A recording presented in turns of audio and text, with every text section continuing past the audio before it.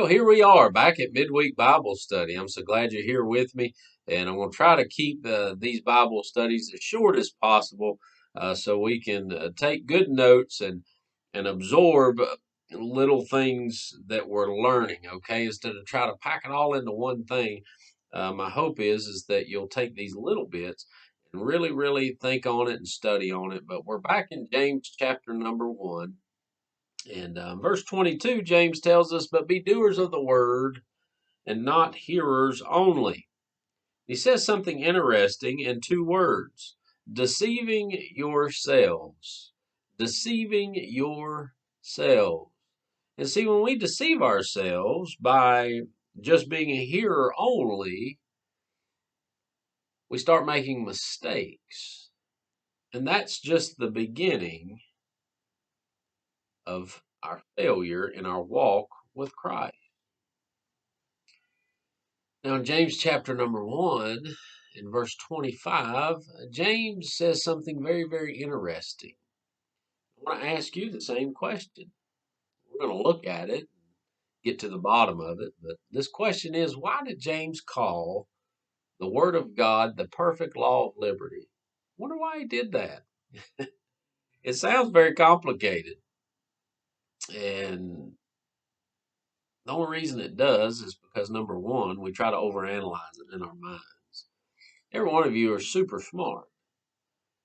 And it's like, you know that there's nothing that is perfect.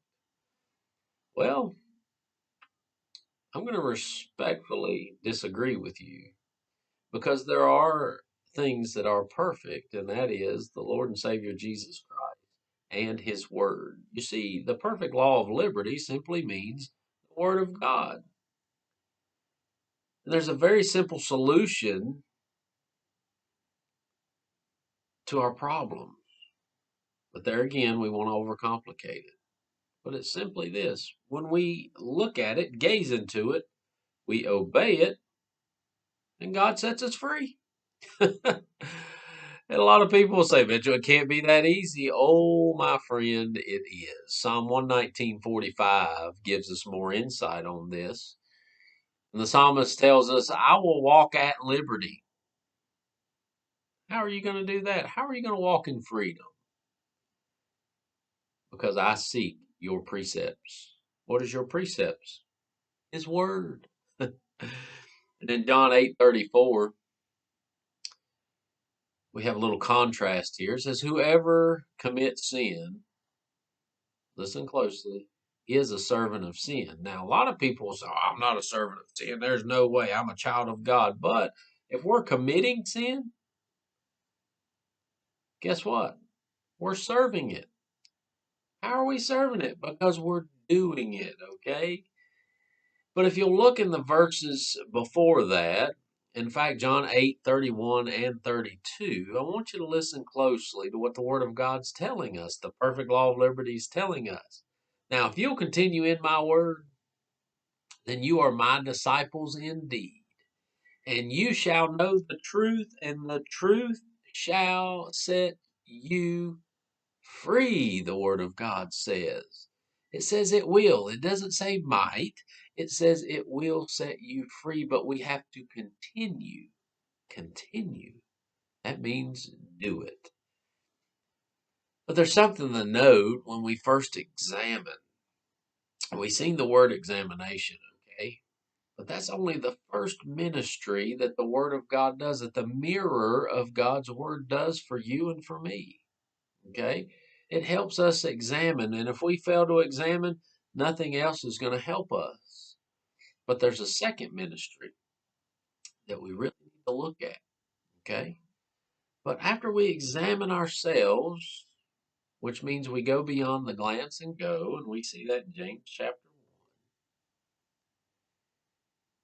1. After we really gaze into the Word of God and then compare it to our lives as a mirror, we're looking at ourselves and we're seeing how we're not lining up with the Word of God. After we examine, there's something else that takes place. There's a ministry that takes place, and that's point number 2, which is restoration. Now, let me make this statement. everybody hears point number one, and everybody's so eager to get to point number two, when in fact, we really haven't gotten number one down. That makes a little bit of sense. I know it's not a very educated explanation, but if we fail to examine, we want to try to skip examination and just go into full restoration, but that can't happen because we don't know really what needs to be restored. That's why examination is important. But let's move on. If we're to go back and look at the tabernacle, and I mentioned this in in the sermon last Sunday, we go back to the days of Moses, and if we were to walk up on the tabernacle, we'd see a few things. And one of the things you're going to see is what we call a laver. And I explained this. A laver is simply a wash basin that's filled with water.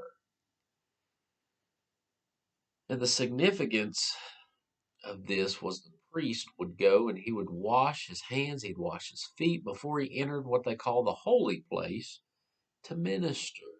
Okay? But take note of this. Water for washing is a picture of the Word of God and its cleansing power. You see, thinking about getting clean is a nice thought, right? Nobody likes to be dirty. But what does it take? We can think about it, but until we apply the water, until we do, no cleansing that'll take place. Water is the Word of God. So next time you turn on a faucet or see water running, I want you to think of the Word of God, the perfect law of liberty. In John 13, or 15, excuse me, in verse number 3, tells us, now you are clean through the word which I have spoken unto you. Very good insight from John. I want you to hang with me. When a person trusts Christ as their Savior, he is in fact once and for all. Did you catch that? Once and for all washed clean, not by water, but by the shed blood of Jesus Christ. But as a believer, we walk in this world, and you'll agree with that, and our hands and our feet get defiled. Now, defiled is a fancy word for dirty. When we get dirty, we need to be cleaned up. And I'm sure you'll agree with that. I used this same example setting up on Sunday's message for today's Bible study. And we'll find a good example of that in John chapter number 13. You can make a note of it, go back and read it later, but John chapter 13 is a full, all out description, an event that took place where Jesus washes the disciples' feet. And Jesus tells him, listen, he says, one of you have already said in your hearts you're going to betray me. We know who that was. But Jesus has some dialogue with Peter. And in John chapter 13, I'm looking it up here, Peter asks a question. Now, Peter wasn't the first one in line, but he's watching Jesus and what he's doing. And in verse number 6 of John chapter 13, then he came to Simon Peter. He came up to him with the wash basin and the cloth. And Peter said to him, Lord, are you washing my feet? Duh. But Jesus answered and said to him, what am I doing? You don't understand right now, but you'll understand it later. Peter said to him, you shall never wash my feet. Jesus answered him, if I do not wash you, you have no part with me. If you won't allow me to wash your feet, then we're done. Say, well, that's kind of unfair.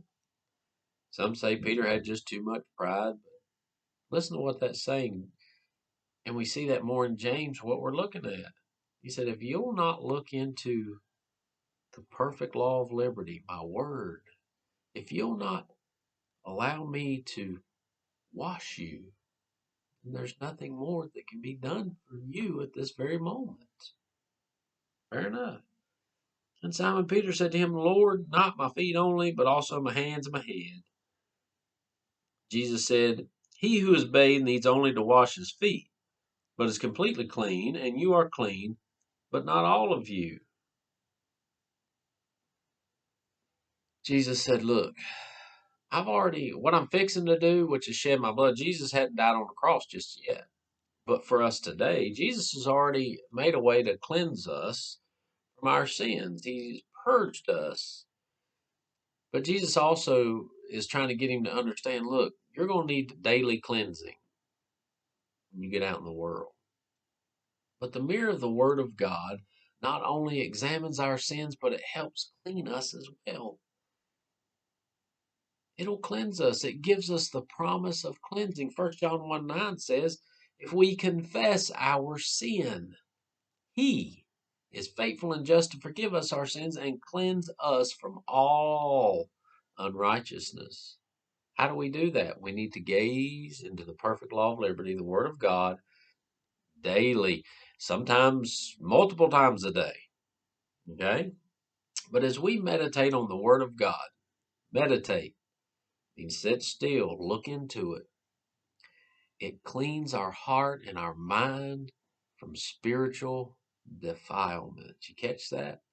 It will clean our hearts and our mind from spiritual defilement. And what it does, it helps us see who we really are at that very moment. And then we hear it, and then we are to act. We are to wash ourselves to conform ourselves to the Word of God. It is the blood of Jesus Christ that cleanses the guilt, okay? But the water of the Word helps wash away the defilement, the dirt that we come in contact with every day in this world. Now, if we just stop with examination and restoration, we're going to miss the full benefit of the mirror of the ministry of the Word of God. Now, there's a third ministry, and if you'll come back next week, we're going to see that third ministry. So for now, thank you so much for being here with me. And I hope you'll really take this to heart, not only our mind, but to our heart. And you know what? It's okay if you find something wrong within yourself. That's right. That's what it's designed to do. That's what it's supposed to do. And I hope you'll wash yourself clean through the Word of God. But thank you for joining me for this Bible study. Listen, I hope you stay safe. I hope you stay healthy. The Word of God. Don't glance and go, but really get into God's Word and let it cleanse you. Conform yourself to the Word of God.